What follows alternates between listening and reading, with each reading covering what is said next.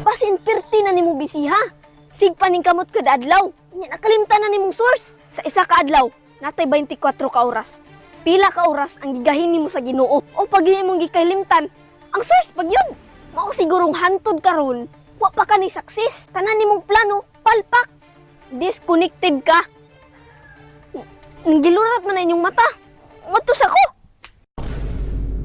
Sige na pre, 40 mil na lang ni. So, man mong 40 mil, pre. Idugang yun sa kong negosyo ganino. Negosyo? Bahala ko ano pre, unahin ako 30 mil. Sunod na lang 10 mil.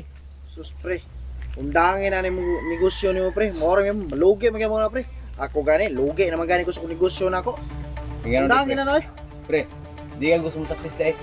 Aw, gusto ko mo success, pre, pero nawadaan lang ko pag-asa ng negosyo, pre, kay mora magyapon, pre.